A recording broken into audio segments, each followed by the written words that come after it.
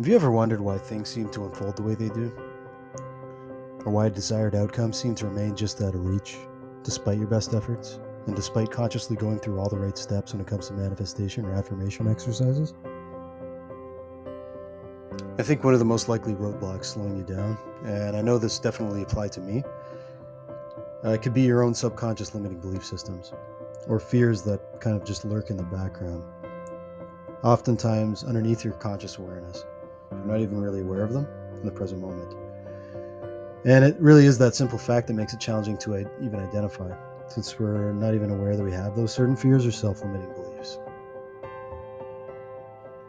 Now, I have a guided manifestation journal that's linked in the description. It aims to identify these limiting beliefs. I ask a brief series of questions like, if I had more blank, I would blank. Or since I lack blank, that means blank. And just insert the word of whatever you're trying to manifest or bring into your life. Now, these questions are designed to identify lack or fear-based limiting beliefs.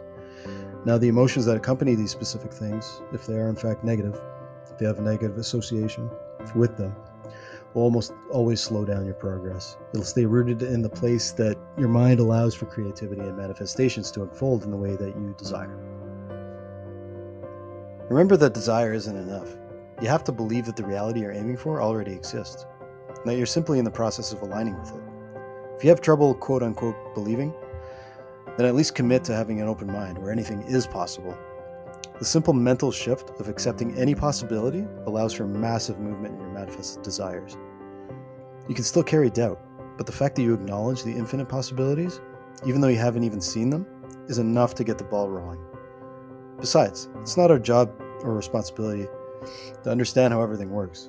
It's our job to experience it with our senses and to learn to be the creators of our own realities. Leave the why and how and when out of the picture if you can. Now, most of the time, our fears or limiting beliefs come from our childhood. The way we were raised, childhood trauma, just things that happen throughout our life. Now, if you sit with them and analyze them, why they're there, when they come up, as they come up, you can ask yourself what you would have to believe is true to warrant feeling those emotions when they come up in that specific situation. Most of the time, it doesn't really line up with reality. Now, I know from personal experience that we can all change ourselves and rid ourselves of our limiting beliefs once we identify them and choose where we would like to place that energy instead.